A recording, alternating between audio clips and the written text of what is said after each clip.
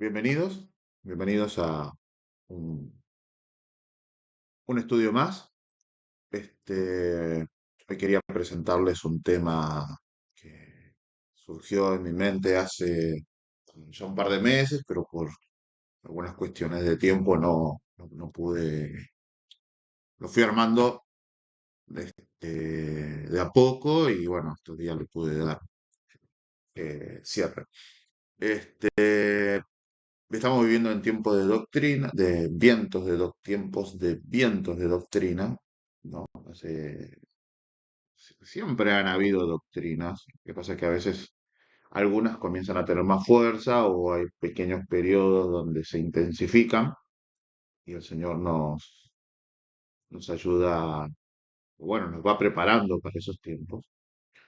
Eh, pero no voy a hablar de ninguna situación de vientos de doctrina puntualmente, que podrían ser temas ahí para todos los gustos. Además, curiosamente, en estos días observé que algunas páginas de canales de YouTube donde nuevamente salió un grupo de personas que señalan que el Señor Jesucristo podría llegar a venir estoy firmándolo en la primera semana de abril, antes de que se cumpla la primera quincena de abril, ¿no? Y hace también, no quiero errar mucho, pero finalización del año pasado, el 2024 también, había habido un movimiento donde decían que Jesús iba a venir, bueno, poniendo fechas. Más allá del tema, es simplemente constantemente hay movimientos con viento de doctrina. Nosotros ahora vamos a dar un fundamento de dónde o cómo podemos nosotros descubrir, ¿sí? Eh, o situar, mejor dicho, cuando surge alguna idea que pudiera estar en disonancia con el grupo general, ¿no? Aparece la palabra de disidencia, apostasía y algunos otros sinónimos. Entonces nosotros ahora vamos a ver si es conveniente utilizar la palabra disidente o disidencia y en disidencia o en oposición o en separación con respecto a qué. ¿Sí? Entonces vamos a avanzar con nuestra presentación para que ustedes vayan observando cómo vamos a ir pensando y sacando algunas conclusiones. ¿Sí? Entonces, nuestra presentación, ¿sí? Tenemos en cuenta de que, como les digo, normalmente, ¿sí? Hay un grupo de personas que se reúne con distintos fines. Vamos a hablar en términos generales, ¿sí? Más allá de que vayamos señalándolo que nuestro objetivo principal sea la religión. Entonces, tenemos un grupo de personas. Y de ese grupo de personas, regularmente, suele surgir un individuo. A veces es un pequeño grupo, pero siempre alguien es el que marca la semilla, ¿no? El cual, por estudio personal, por influencias externas, por a veces navegar demasiado en Internet, adquiere o abraza algún tipo de idea, ¿no? O sea, o va profundizando en algunos términos. Ahora resulta que esos términos él tiene la posibilidad de compartirlos con otros, ¿sí? Desde distintos puntos de vista, entre amigos, entre hermanos, o sea, hermanos de fe, de compañeros de trabajo, ¿sí? Contra aquellos que le rodean y comienza a hablar de esta cosa o de este tema que está estudiando en profundidad, ¿sí? Entonces, cuando incluso en forma personal uno le comparte a amigos, entonces, pero no todos estamos preparados para esta nueva situación, descubrimiento, entonces comienzan a surgir, como se dice, algunas rupturas, ¿sí? Ya sea perdón, ya sea porque se ha alcanzado una profundidad personal en el estudio de algo o porque hay algún detalle que disiente, ¿sí? O no está en armonía con el pensamiento general, ¿sí? Entonces, ahora nos vemos en un problema porque una vez que uno hace público esta situación, ya hay, como le digo, una ruptura. Es como si tiráramos un vaso al piso, está roto, por más que tengamos la oportunidad de pegarlo y todo lo demás, pero ya hay una ruptura. Vamos a ver algunos ejemplos bíblicos. Entonces, ¿qué sucede? Ahora tenemos al menos una división, ¿sí? Buenos términos o quizás un poco más profundo o más que haya habido un poco más de aspereza entre un grupo de ideas, ¿sí? O lo que la mayoría sostiene y lo que este individuo o pequeño grupo comienza a manifestar. Entonces, ahora comienzan a haber ya lo que antes era un grupo cohesionado, ahora de repente ya tenemos al menos dos grupos, ¿sí? Entonces, comienza desde el punto de la mayoría a haber, como así decirlo, una separación. Sí, una separación. Ahora, el ejemplo que yo siempre coloco es que, por ejemplo, si este grupo que estamos representando acá en pantalla fueran 50 personas y uno comienza a tener ideas que empiezan a diferir con el grupo, normalmente normalmente lo que sucede es que tratamos a ese solo o a esa persona que tiene una idea distintiva como si estuviera loco. O sea, si yo tengo 50 personas y uno piensa distinto, por lo general a quien calificaríamos como loco, como problemático, evidentemente al que piensa distinto, ¿no? Entonces, si hay 50, ¿sí? Es más fácil que 49 o gran parte de los 49 consideren a este individuo como un loco, que el único pudiera llegar a la conclusión similar, ¿no? Entonces, por general tenemos eso. Entonces, normalmente lo que se le atribuye es la disidencia, ¿sí? Es un disidente, ¿sí? Es un disidente porque ya no respeta nuestras ideas, o por lo menos no comparte lo que nosotros hemos aceptado. Entonces, disidente. Pero sí, o mejor dicho, antes de llegar ahí, siempre y cuando nosotros no pusiéramos diéramos por sentado de que la mayoría es la que se mantiene todavía en la línea, podríamos decir, certera, ¿no? Entonces el que piensa distinto, por lo general, se atribuye que está equivocado. Pero si ahora yo cambiara de lugar y me pusiera como individuo frente a lo que he descubierto y viendo el rechazo en principio del grupo a lo que estoy compartiendo, ¿sí? Yo también genero una división, ¿sí? ¿Por qué? Porque yo considero de que ellos pueden ser los equivocados. También para mí serían disidentes en este caso hipotético, de lo que yo he descubierto. O sea, independientemente, o mejor dicho, en cualquiera de los dos lugares donde yo me pare, ya sea con el grupo mayoritario o con el grupo minoritario o individual, depende de donde yo me coloque, yo veo que podría calificar a los otros como disidentes, ¿sí? Los dos entrarían en categoría. Todo depende de qué lugar yo me paro, ¿verdad? Entonces, llegando a este lugar, ¿sí? Nosotros nos vemos en el problema de decir, ¿quién es el disidente?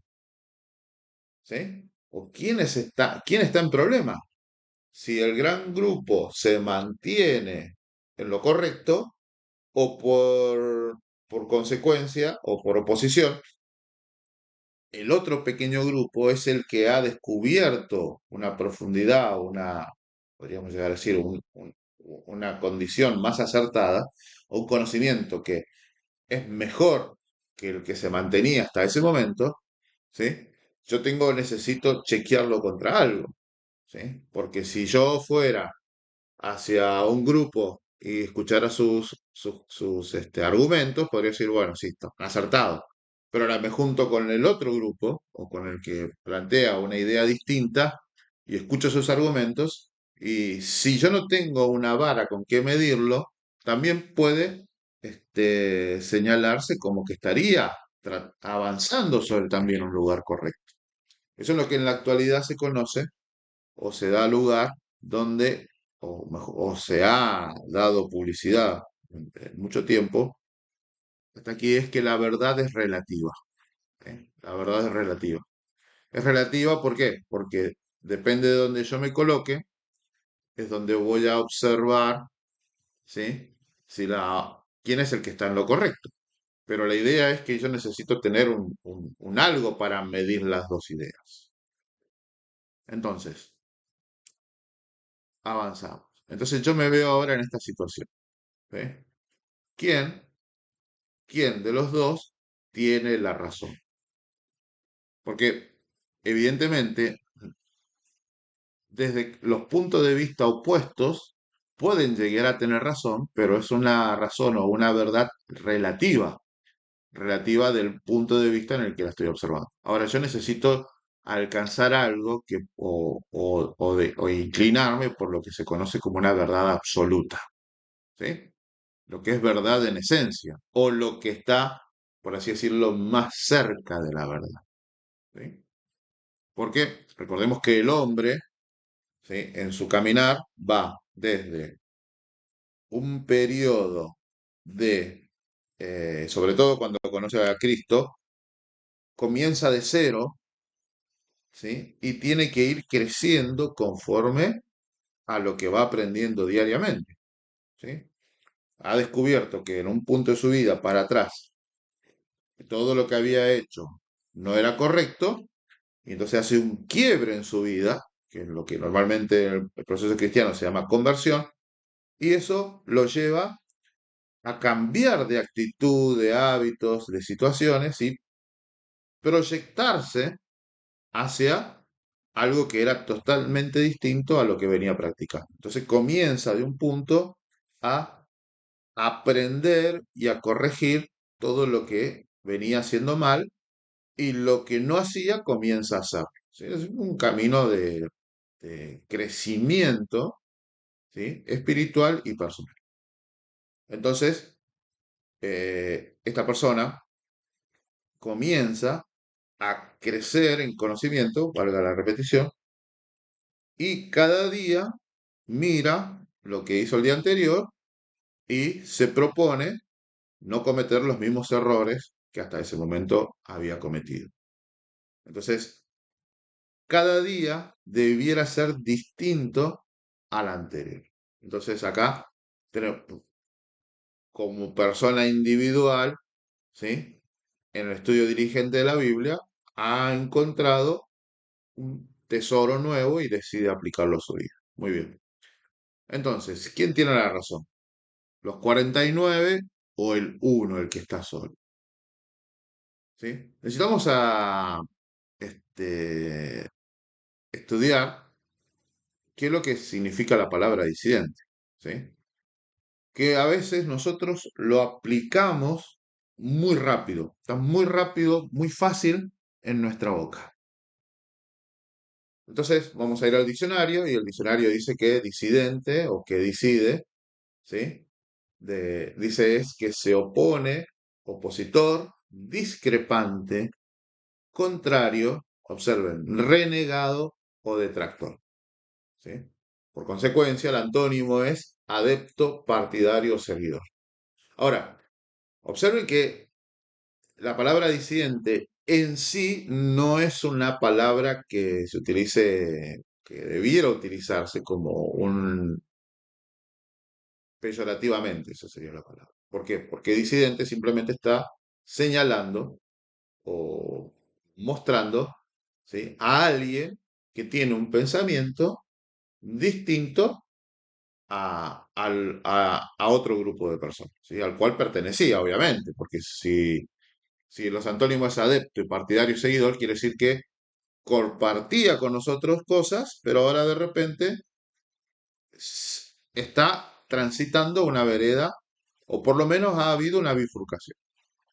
Entonces, oponente, opositor, discrepante, contrario, renegado y otro. Ahora, algunas palabras que se han asociado también como disidente, y todo depende de la idea que se esté presentando, también se utiliza peyorativamente. Por ejemplo, hereje, ¿sí? Viene la palabra hiéresis o hereche, que significa que me gusta mucho la definición que se utiliza en una dramatización de Lutero, que dice que viene la palabra hiéresis o hiéresis, que significa pensar distinto.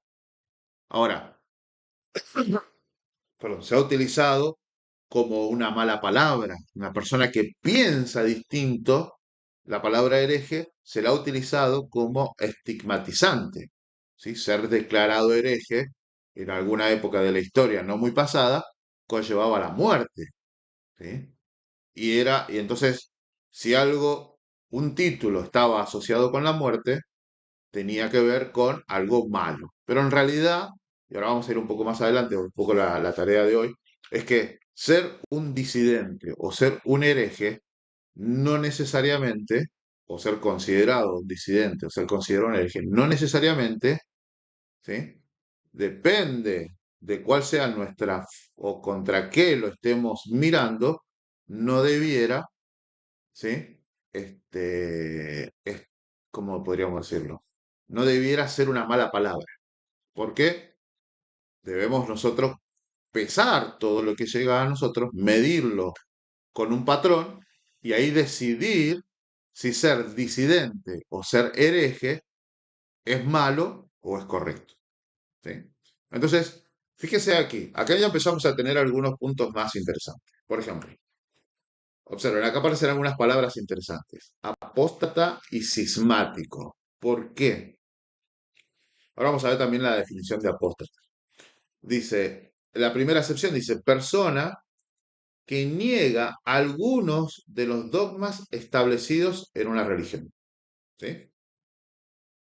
Entonces, y obviamente por eso se lo caracteriza o se lo señala como apóstata o cismático, porque al negar o estar en desacuerdo con algo establecido, lo que hace es generar una división, como habíamos empezado, ¿no? Hay un grupo de personas y uno, por alguna razón, termina dividiendo. Primero, haciendo un paso al costado, ¿no? Y eso después puede provocar que ese grupo se divida porque algunos acepten lo que propone y otros se mantengan en la línea actual, la línea que se venía practicando hasta ese momento. Eso a través de la historia ha sucedido muchas veces, sobre todo con el tema que nos atañe con el mundo cristiano, sobre todo con la religión. ¿Sí? Entonces, vamos a avanzar. Entonces, acá tenemos. Ahora vamos a ver la palabra apostasía. Bueno, acá es donde miramos acá. Ah, perdón. Voy a volver la pantalla. Acá. Abjuración, retracción, perjurio, renuncia, abandono, deserción, repudio, traición o deslealtad. O sea, si pudiéramos poner esto en una escalera, el primer escalón sería disidente, el segundo escalón sería hereje, ¿sí? O si pudiéramos categorizarlo, y el tercer escalón sería la apostasía. Es cuando radicalmente se aparta de lo que venía practicando. ¿Sí? Y eso se convierte incluso hasta por ahí en un combativo de esta situación. Pienso distinto, me separo y después comienzo a combatir. ¿Sí? Podríamos ser tres escalones. Entonces, por ahí en términos, el término más, por así decirlo, de mayor gravedad es la apostasía. Entonces, ahora, vamos a avanzar un poco. Voy aclarando algunos términos para que vayamos al tema. Entonces, disidencia, o sea, vimos lo que era una persona disidente. Ahora vamos a ver que, por los sinónimos, qué es la disidencia. ¿Sí? Y ahí tapé yo acá en rojo, pero lo dejé para que lo veamos más adelante, porque vamos a descubrir qué es lo contrario. a la disidencia. Entonces dice, aunque alguno puede intuirlo, ¿no? Por los sinónimos. Desacuerdo, discrepancia, desaveniencia, divergencia, desconformidad, disentimiento, cisma, habíamos aparecido la parte cismático, oposición y división. O sea, como va creciendo los sinónimos, ¿no? Ahora, eh, yo quiero dejar bien en claro, o por lo menos hacer resaltar estos temas, o estas definiciones o sinónimos, para que nosotros podamos observar que caer, o caer no, eh, comenzar a pensar distinto, ¿sí? Es como le digo, como he señalado hasta ahora, tiene que ver contra qué pienso distinto. Una definición anterior decía contra un algo establecido de una religión, ¿sí?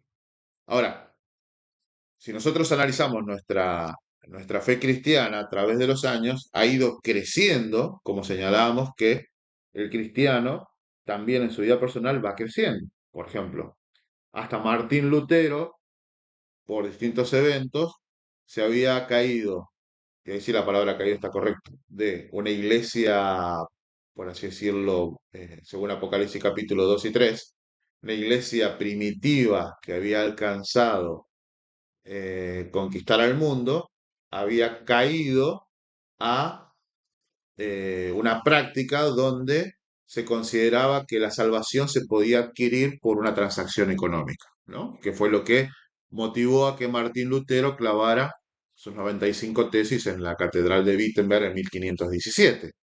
Entonces, ahí vemos cómo una persona, ¿sí? En discrepancia o en desacuerdo con la práctica cotidiana o contemporánea, ¿sí? Comienza un movimiento que culmina hoy en día la división entre católicos y protestantes en principio.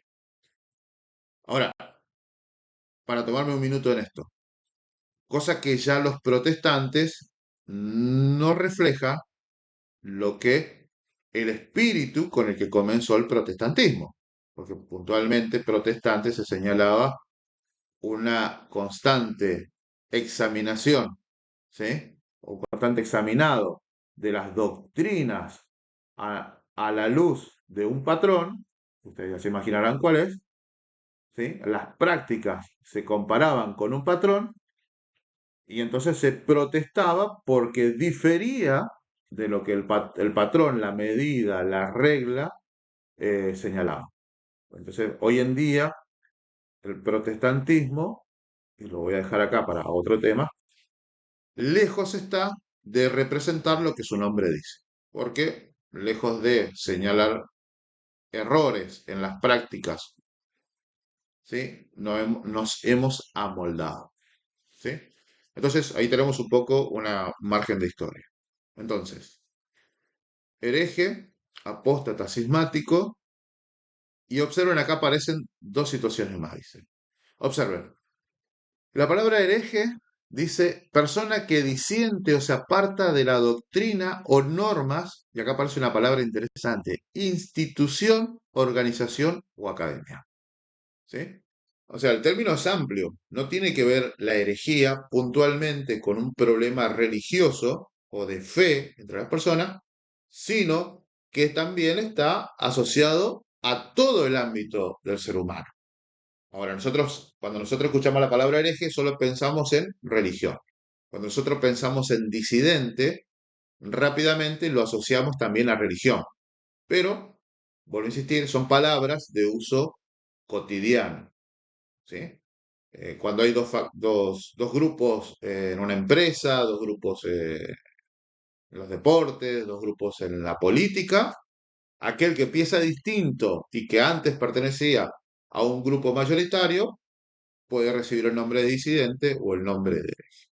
Ahora, yo quiero señalar estas dos palabras que hemos anotado acá, doctrina y normas, porque es importante saber en por qué se disiente de una doctrina o se disiente de una norma. Observen, enseñanza, vamos a la definición de doctrina, dice enseñanza que se da de instrucción a alguien norma científica o paradigma. O sea, paradigma es el contexto en lo que se establece un algo, ¿sí? En lo que se establece un algo, es lo que rodea a un pensamiento y se traza como, podríamos llegar a decir, una ley o una línea de conducta, ¿sí? Por ejemplo, antes de que Darwin señalara la posibilidad de la evolución, el paradigma era sí o sí la creación, ¿sí? Todo el mundo había sido, todo el universo, creado por Dios.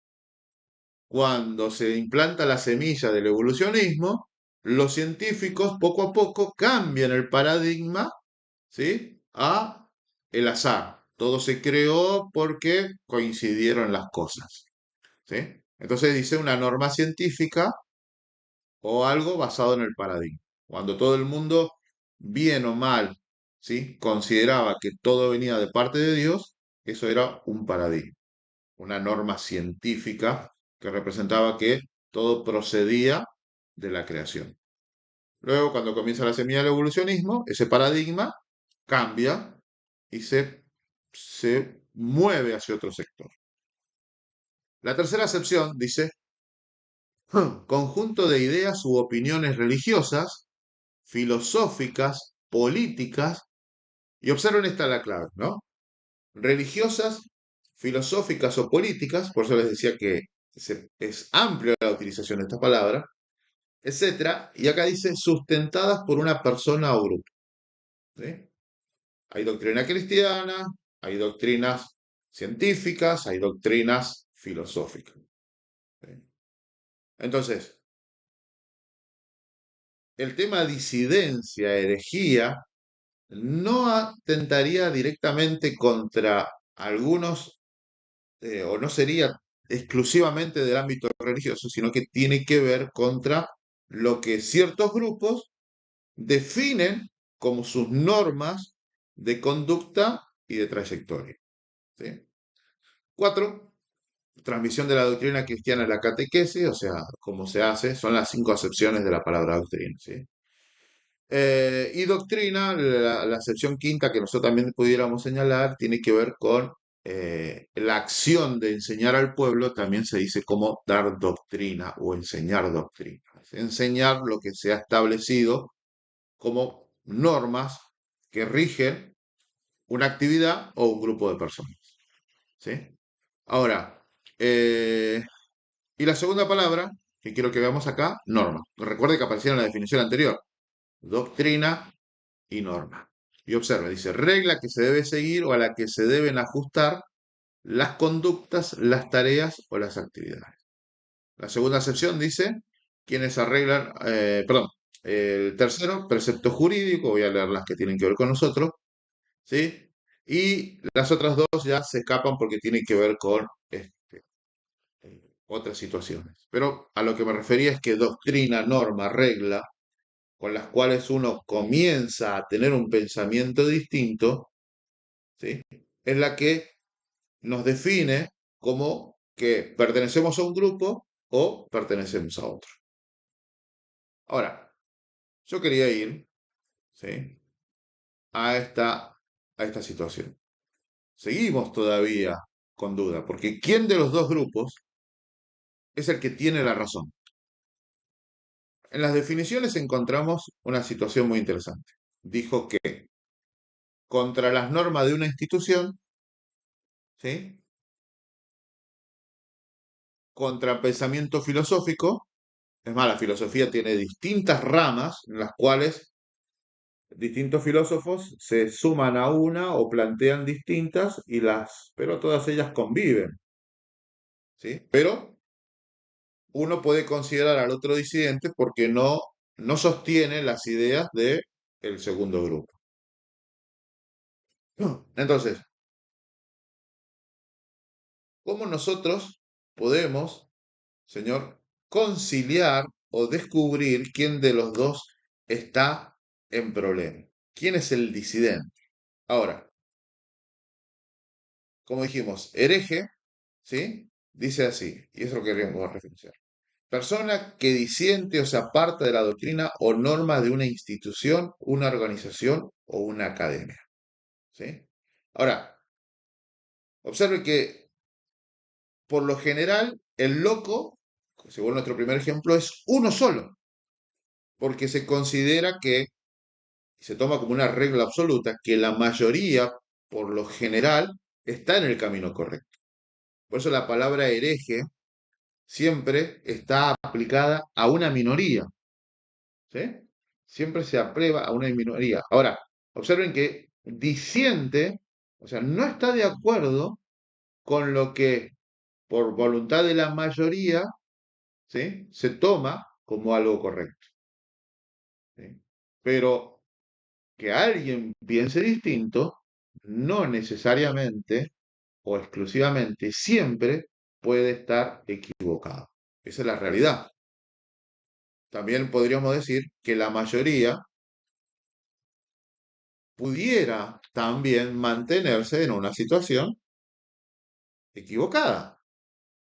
Voy a poner un ejemplo bíblico y a ver si mientras describimos este aparece algún otro ejemplo. Tenemos a Noé, unos 2000 años, poquito menos después de la creación del mundo, y el Señor le dice, solo a ti te he hallado perfecto, tú y tu familia, tu esposa, tus 3 hijos y tus 3 nueras, van a ser los únicos que se van a salvar.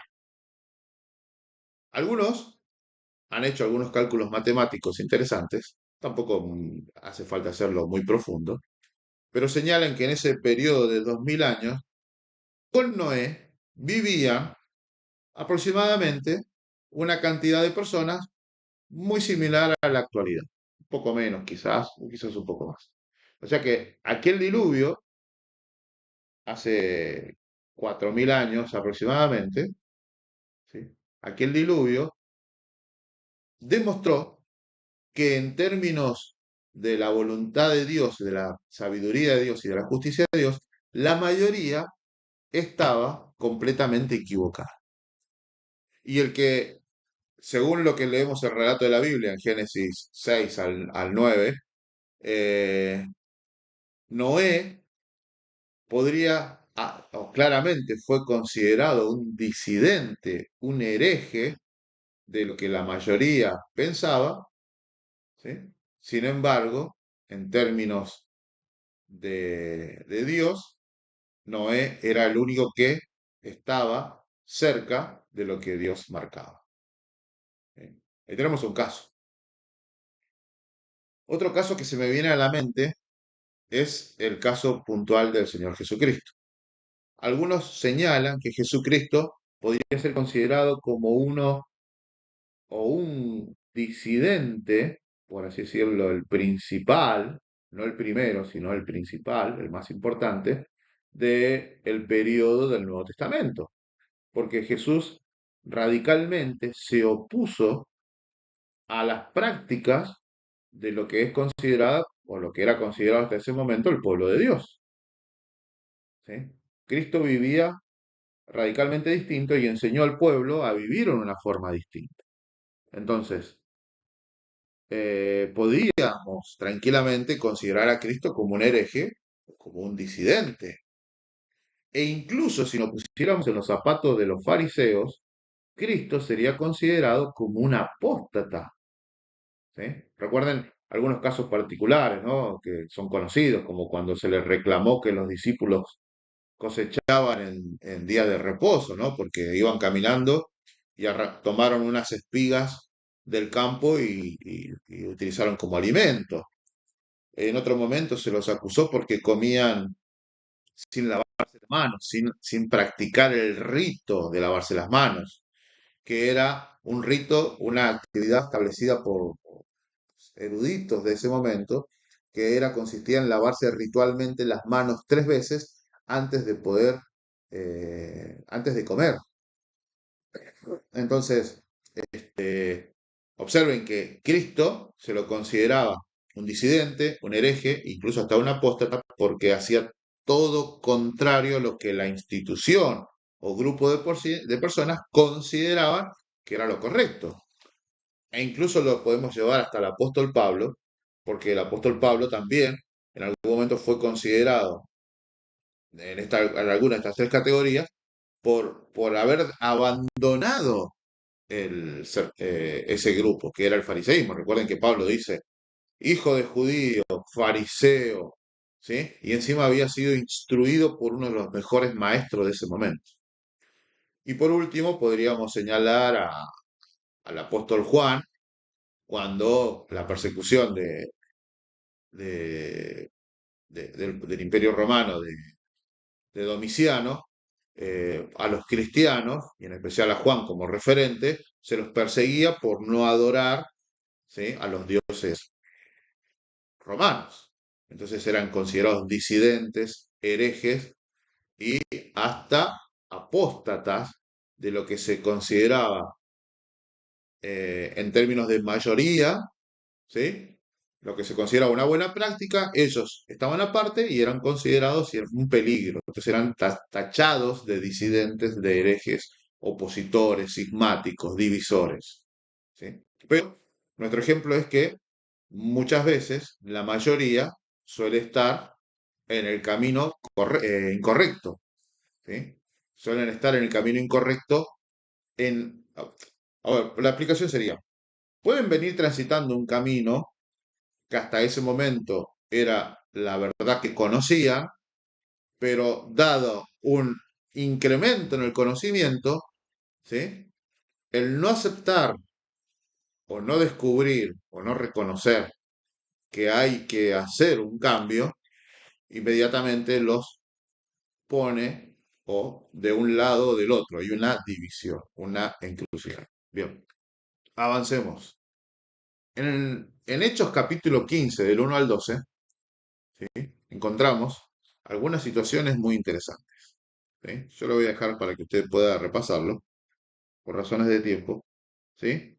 Aquí se habla, en Hechos 15, versículo 1 al 12, que el, la congregación se vio en una encrucijada, ¿sí? En una encrucijada. ¿Por qué? Eh, Llegó el problema de los fariseos, ¿sí? Insistían en que debía continuarse con todos los ritos, ¿sí? Es el contexto del primer concilio de la iglesia de Jerusalén, de la iglesia, primitiva. Ya Cristo había muerto hacía unos 20 años aproximadamente. Entonces llegan a eso y yo les voy a leer los últimos cuatro versículos. Hechos 15, del 8 al 12, al 13 dice. Y Dios, que conoce los corazones, les dio testimonio, dándoles el Espíritu Santo también como a nosotros. Y ninguna diferencia hizo entre nosotros y ellos, purificando con la fe sus corazones. Ahora pues, ¿por qué tentáis a Dios poniendo sobre la cerviz de los discípulos yugo que ni nuestros padres ni nosotros hemos podido llevar? Antes, por la gracia del Señor Jesucristo, creemos que seremos salvos como también ellos.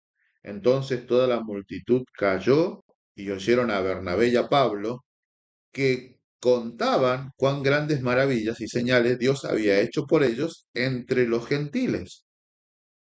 Y el versículo 13 dice, y después que ellos callaron, Jacobo respondió diciendo, varones hermanos, oídme. Ahora, ¿qué sucedió aquí? Pablo y Bernabé cuentan a la iglesia primitiva que los gentiles tenían delante de Dios los mismos derechos, ¿sí?, que el pueblo judío. Toda una situación que hizo volar la mente de muchas personas.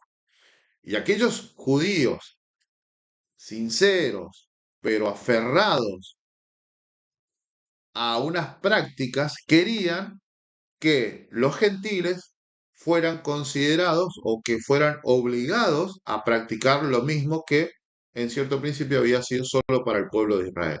Ahora, en ello, una señal particular era la circuncisión. Ahora, lo que Pablo le dice que, la conclusión le invito a leer casi todo el capítulo, la conclusión es que eh, no debían meter en este tema de la circuncisión a todos aquellos que no fueran judíos. ¿Sí? Ahora, ahí hubo un cisma entre los hermanos, porque si ustedes siguen leyendo el libro de Hechos, sobre todo de este punto hacia adelante, y varias de las cartas de Pablo, siempre, siempre que Pablo iba o Pedro iba a un lugar, había problemas con los de la circuncisión. ¿Sí? Había un grupo que se mantenía firme a lo que había aprendido en el pasado, pero no estaban dispuestos a dar el paso hacia adelante. ¿Sí? Y decir, bueno, hemos descubierto por suficiente cantidad de pruebas que esto es correcto y vamos a avanzar conforme a esto, sino que se negaban a avanzar. Ahora, lo mismo sucede en el capítulo 11 de Hechos, ¿sí? Nuestro segundo testigo, que tiene que ver con las explicaciones de Pedro en la visita a Cornelio. Recuerden que Pedro es judío y Dios se le presenta a Pedro y le habla y todo perfecto y le dice, ve a ver a donde te lleven. Y cuando llega ahí, Pedro lo primero que dice, ¿qué es? Ustedes saben cuán abominable es para un judío entrar en la casa de un pagano, de un gentil. Pedro no había descubierto o estaba en ese proceso de que el evangelio iba también a los gentiles. ¿Sí? Bueno, cuando llega en el capítulo 11, Pedro tiene que dar explicaciones de por qué había transgredido eso que estaba muy arraigado de comer o primero entrar en la casa de un gentil, ¿sí? Entonces, la mayoría de los hermanos de Jerusalén tenían que tomar una decisión y comprender de que el evangelio iba a los gentiles. ¿Sí? Había un problema ahí. ¿Quién es el disidente? Pedro, que había obedecido la voz de Dios, el mandamiento, o la iglesia que se mantenían en lo que consideraban como correcto. Volvemos ahí a nuestra encrucijada inicial. ¿Quién es el disidente? ¿Sí? ¿La mayoría o Pedro? ¿Quién está? Y con respecto a qué es disidente alguno de los dos o cada uno de los dos grupos. Vamos a avanzar. Entonces, acá vamos a ver el ejemplo un poco gráfico. Tenemos a la iglesia de Jerusalén que le pregunta a Pedro, ¿sí? ¿Qué pasó? Danos explicaciones de lo que hiciste allí en Cesarea, creo que es. Entonces dice, este es el camino. ¿Te has mantenido en el camino o has cometido, ¿sí? O te has convertido en un disidente apartándote de lo que nosotros consideramos como lo correcto, o por lo menos lo que ha sido correcto hasta hoy, ¿sí? Entonces, Pedro, ¿sí? Para nosotros, si tú te has mantenido en lo que nosotros consideramos como la visión, entonces no eres un disidente. ¿Por qué? Porque la voluntad de la mayoría, o lo que creía la mayoría, era lo que se consideraba correcto. Ahora vamos a ir a un ejemplo. Y acá vamos a empezar a descubrir o dar fundamentos a lo que nosotros, o esa regla que mencionábamos al principio, esta regla, patrón, medida, con lo cual nosotros debemos ver quién de los dos grupos, ¿sí? Es el que se va a quedar con el título, ¿sí? ¿Sí? Porque es el que está en diferencia o ha tenido algún tipo de discrepancia con la regla. Voy a poner por razones de copyright un fondo para poder escuchar la otra parte. Bueno, como ustedes habrán podido escuchar en la dramatización, ¿sí? El camino, el fundamento con el cual nosotros debiéramos medir a la mayoría o al individuo tiene que ver con lo que está escrito en la palabra de Dios. ¿Sí? Si nosotros vamos a nuestra siguiente proyección, ¿sí? A lo que habíamos observado de Cristo, en este caso vamos a representar a la persona, pero una persona se convierte en disidente, en hereje o en apóstata con magnitud o con consecuencia eterna cuando uno se aparta de lo que está escrito. Esa es la realidad.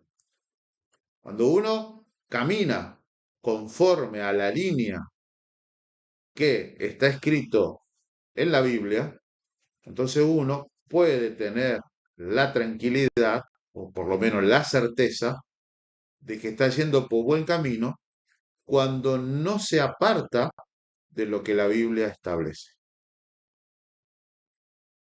Ahora, cuando yo me aparto de lo que un grupo de personas considera que es correcto, ¿sí?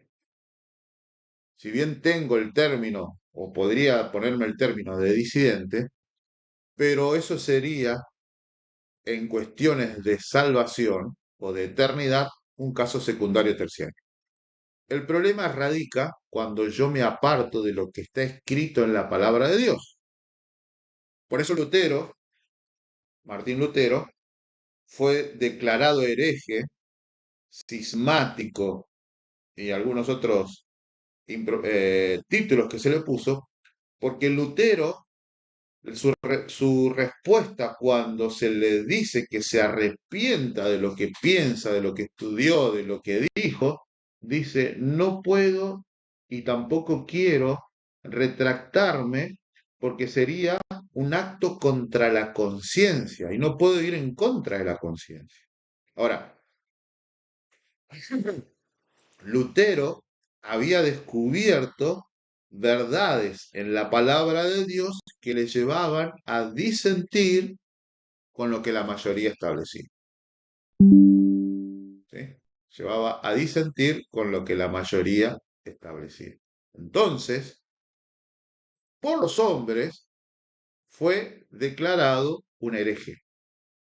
Pero Lutero se aferró a lo que vio, a la Biblia, a lo que aprendió, a lo que estudió.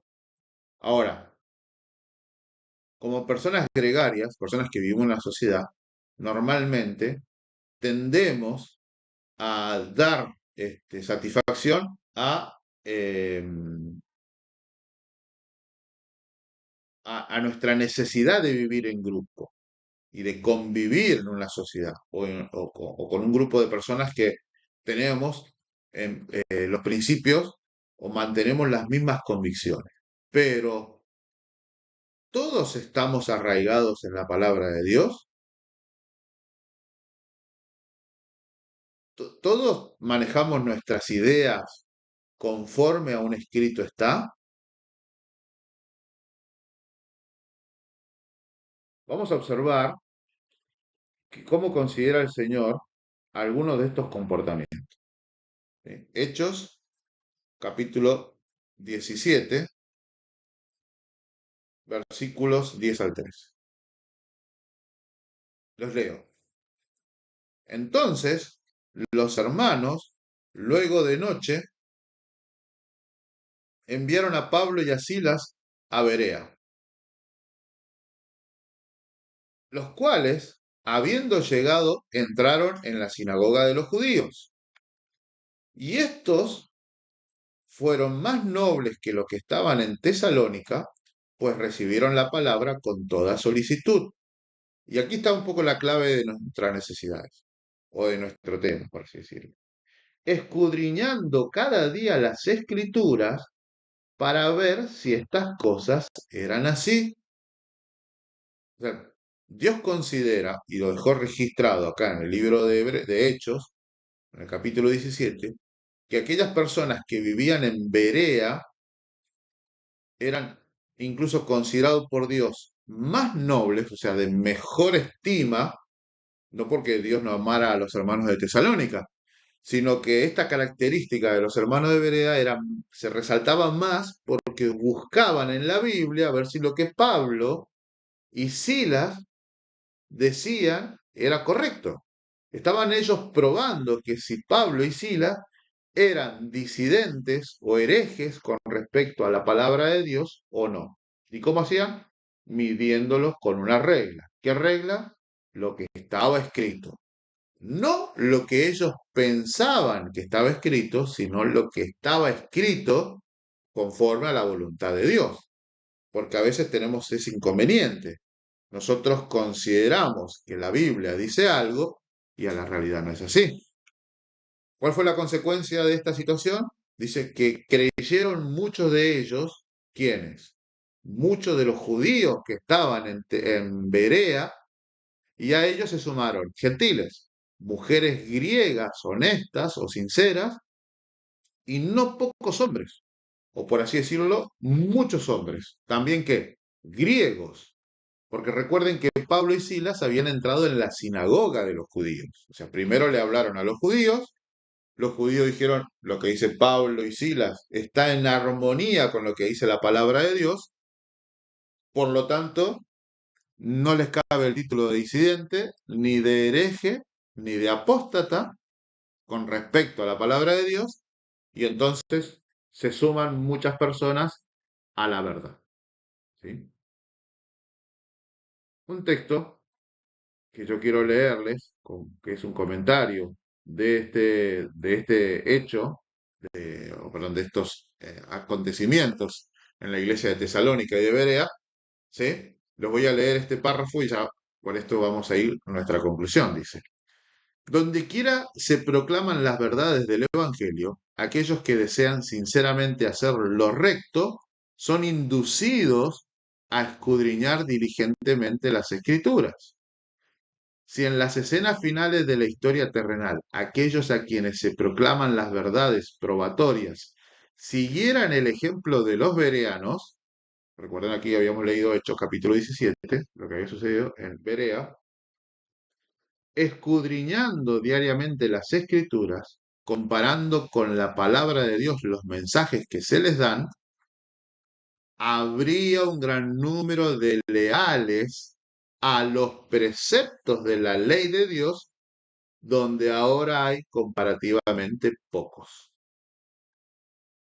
Una pequeña reseña de esto quiere decir que si nosotros escudriñáramos todo lo que llega a nuestros oídos, lo comparáramos con la palabra de Dios, si se está hablando lo correcto, lejos de interpretaciones humanas o de creencias humanas conforme a lo que dice la palabra de Dios, entonces habría mucho más, por así decirlo, seríamos mucho más efectivos en la transmisión del Evangelio y muchos más conocerían las verdades de Dios y se aferrarían a la salvación. Continuamos porque aquí no termina este texto, dice, pero cuando las verdades impopulares de la Biblia se presentan, ¿sí? O sea, la mayoría cree algo, pero alguien escudriña la Biblia y presenta la verdad, ¿sí? Esa sería la situación aquí. Pero cuando las verdades impopulares de la Biblia se presentan, muchos se niegan a hacer esta investigación. Como no a priori no gusta lo que se dice, no buscan en las escrituras. Aunque no pueden contradecir las claras enseñanzas de las escrituras, manifiestan, sin embargo, extrema indisposición a estudiar las evidencias ofrecidas. Es como ese niño que se niega a escuchar las órdenes de su padre tapándose los oídos y gritando. ¿Sí? Un ejemplo que por ahí seguro hemos visto, ¿no? No, se presenta la verdad entre nosotros, alguien nos dice, hermano, ¿usted leyó esto en la Biblia? No, eso no es así porque yo creo que esto es distinto. Ya empezamos el problema. No se atienden a los argumentos, no se atiende a la norma, no se atiende a la regla bíblica, sino que se hace predominar el pensamiento personal. Algunos arguyen que aunque estas doctrinas sean en verdad ciertas, incluso tenemos esta situación también de que algunos dicen, sí, puede ser, importa poco que ellos acepten o no la nueva luz. Se aferran a fábulas agradables por las cuales el enemigo suele extraviar las almas. O sea, es preferible a veces quedarnos con lo que yo pienso, con lo que yo creo, con lo que yo hablé, o con lo que me gusta de lo que entendí que alguien alguna vez me explicó, y no avanzo conforme a la nueva luz en el buen sentido, correcto, a lo que el Señor quiere que yo haga como próximo paso en mi vida. Así sus mentes son cegadas por el error y ellos se separan del cielo. ¿Sí? Cuando nosotros no transitamos por ese camino que marca esa línea, que marca la Biblia, entonces cualquier cosa que se aparte de esa línea es disidencia. La Biblia traza una línea, escrito por los patriarcas, por Cristo, por los apóstoles. Cuando nosotros no hacemos conforme a lo que está escrito en la palabra de Dios, estamos en disidencia. Último párrafo. Todos serán juzgados de acuerdo con la luz que se les ha dado. El Señor envía a sus embajadores, a veces quien la persona que comienza a disentir, como Lutero, era un embajador de Dios, porque estaban mostrando dónde estaba el error, que la salvación no se adquiría con monedas, que la salvación no se adquiría con penitencia, sino que era un don de Dios. Entonces, Lutero, Juan el Bautista, Pablo, eran embajadores de Cristo. Y hoy en la actualidad a nosotros también, ¿sí? Entre nosotros hay muchas personas que son embajadores de Dios, que nos traen la luz y que nosotros a veces inconscientemente rechazamos. ¿Sí? Vamos a ver. El Señor envía a sus embajadores con mensaje de salvación y aquellos que lo oyen los hará responsables de la manera en que tratan las palabras de sus siervos. Los que buscan sinceramente la verdad harán una investigación cuidadosa a la luz de la palabra de Dios, de las doctrinas que se le presentan. Cuando alguien nos trae algo, debemos inmediatamente ir y buscar en la palabra de Dios, corroborar todos los textos y si evidentemente es una verdad, debiéramos ponerla en práctica. Ese sería el camino correcto. Porque si no lo ponemos en práctica, nos estamos haciendo opositores a la palabra de Dios, aunque sea pasivos. ¿Sí? ¿Por qué? Porque no estamos defendiendo lo que el Señor nos muestra, la luz que nos ha traído. Y vamos a ser juzgados por aquellas verdades que se nos han presentado y hasta el día de hoy las rechacemos. Eso va a jugar en nuestra contra cuando el Señor examine nuestra vida y tenga que decidir si somos eh, conforme a nuestras decisiones, si vamos a recibir el regalo de la vida eterna o el castigo por la desobediencia. Esto está en un libro que se llama Los Hechos de los Apóstoles, que es un libro muy interesante que habla hace comentarios al respecto de todo lo que la Biblia señala en el libro de los Hechos. Un hermoso libro para él.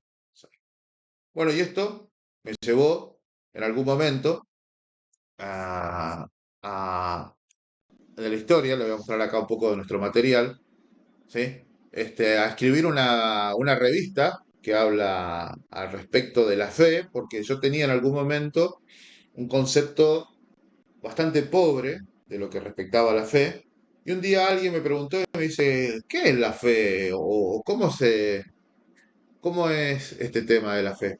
Y bueno, entonces yo di mi explicación, ¿sí? Escribimos esta revista, y usted después también puede descargarla en nuestra página y estudiarla o ver algunos de nuestros estudios al respecto de la fe.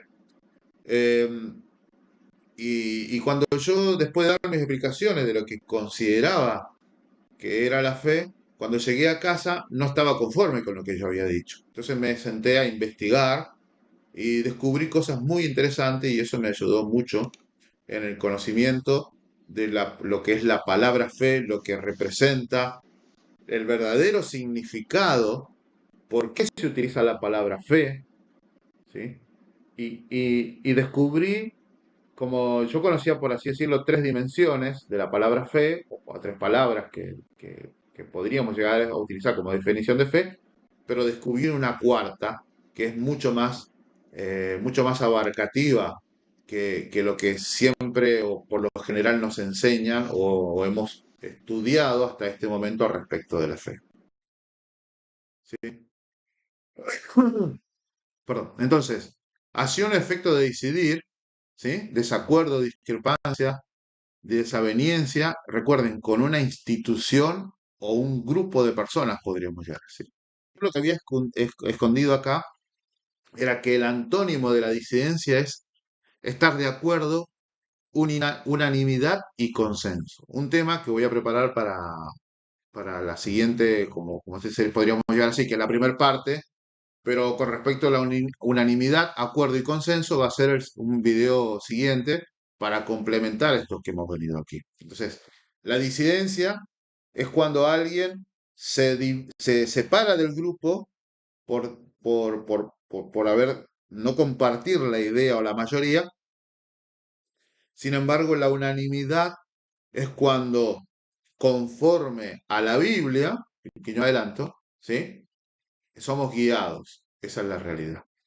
Ahora, cuando uno se aparta de lo que dice la Biblia, evidentemente es un disidente, no de los hermanos, no del grupo de personas, no de la institución, sino de lo que dice la Biblia.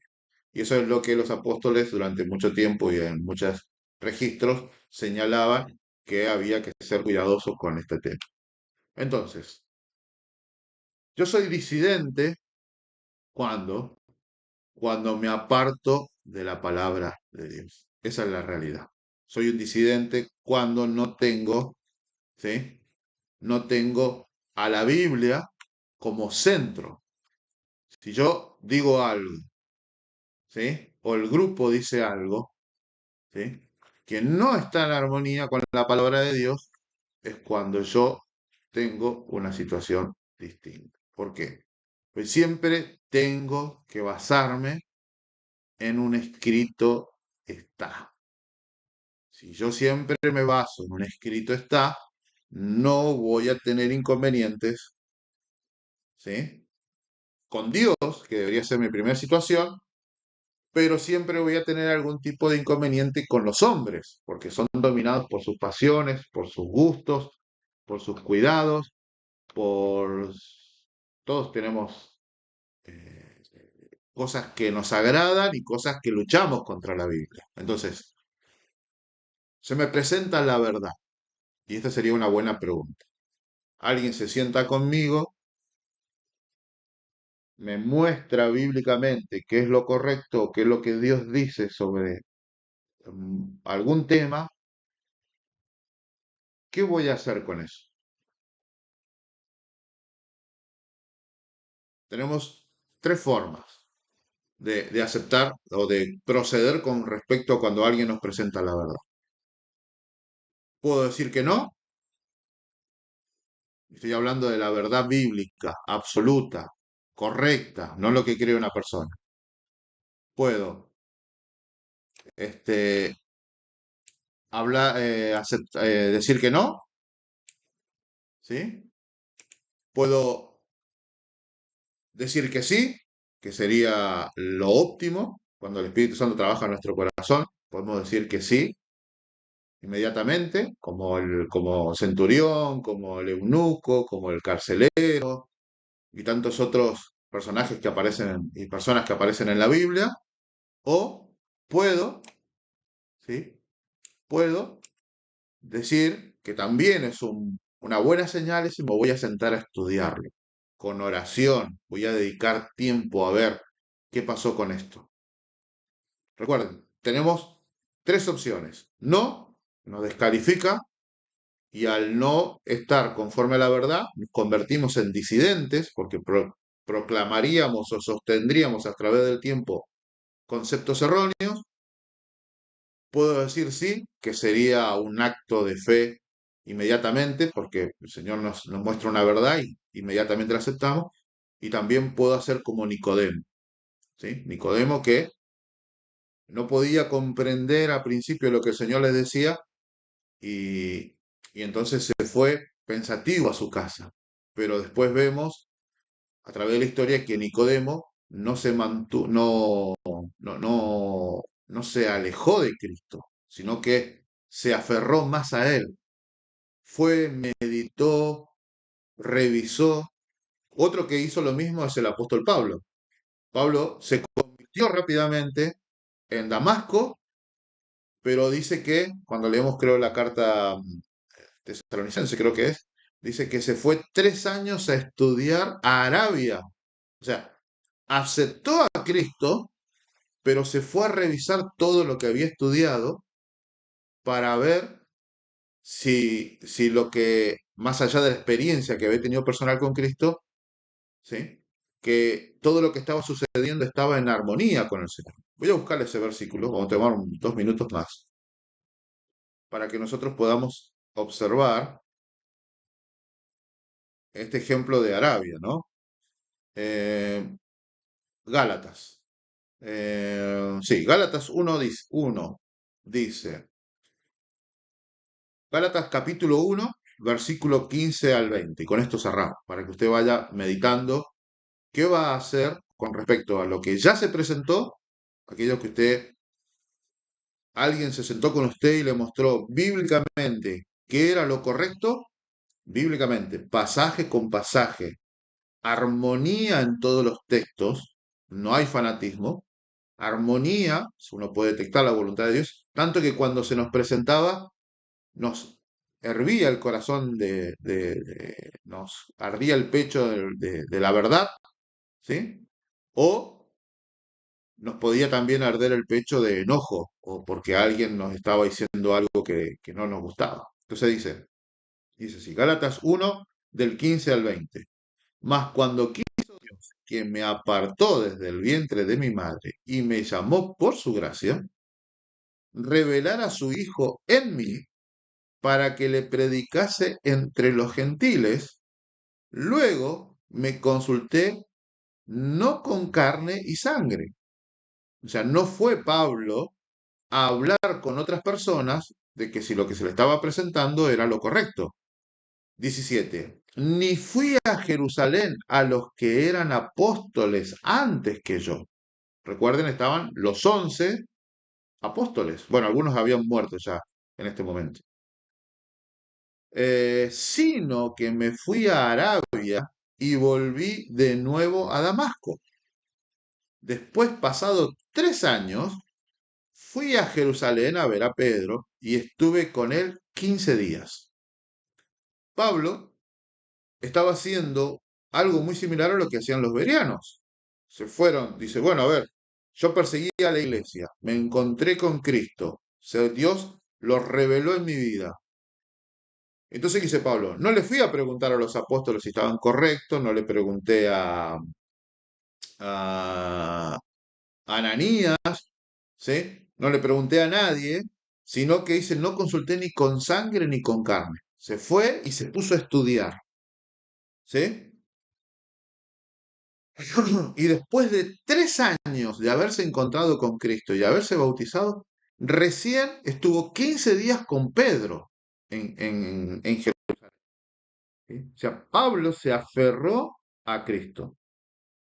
Versículo 19. Mas a ningún otro de los apóstoles vi sino a Jacobo, el hermano del Señor. Versículo 20. Y en esto que os escribo, he aquí delante de Dios que no miento. ¿Sí? Entonces Pablo está diciendo, yo soy apóstol, pero porque el Señor me instruyó, porque no dejé que nadie me contaminara con sus creencias o me dijera algo que yo no pueda experimentar por mi propia vida. Por eso Pablo es el único de los apóstoles que señala o hace un refuerzo de la cena del Señor en la primera carta de Corintios, donde la cena del Señor se practicaba con pan sin levadura, porque representa el cuerpo de Cristo sin pecado, y vino sin fermentar, porque también representa la sangre de Cristo sin contaminarse con el pecado. La sangre pura y un cuerpo puro.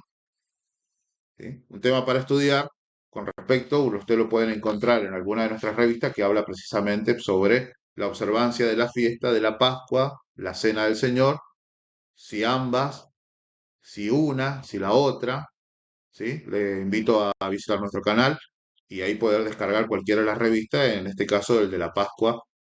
También es un tema que comparado con la fe, con las obras y algunos otros elementos ya están estudiados puntualmente. Entonces, ¿qué voy a hacer yo cuando se me presenta una verdad? La acepto,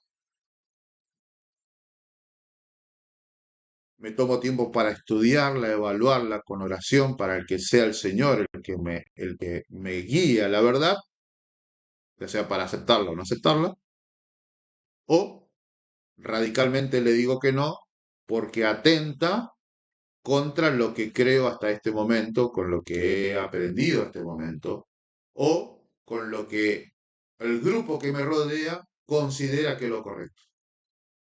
¿Cuál de las tres decisiones son las que voy a hacer cuando el Señor me quiera hablar al respecto de algo que va a beneficiarme en lo que me quede de vida en esta tierra y evidentemente va a ser parte de la decisión de vida eterna? Entonces dejo esta inquietud para que usted pueda procesarlo. También puede visitar nuestro canal, comunicarse con nosotros, Eureka, y también para estudiar este tema y otras cosas también puede acercarse. Entonces agradezco al Señor que nos haya dado la oportunidad de poder estudiar este tema, de que pidamos con sinceridad en oración poder descubrir las verdades que están en la Biblia, que pueda ser beneficio para todos. Así que bueno, agradezco, agradezco este pequeño tiempo que nos han dado y que pueda ser de bendición. Y si usted considera que este video puede servir para otro, por favor, compártalo libremente para que muchos más puedan saber qué hacer frente a cosas que el Señor nos quiere revelar que son de vital importancia para nuestra vida. Gracias por acompañarnos en este video y los esperamos en la próxima.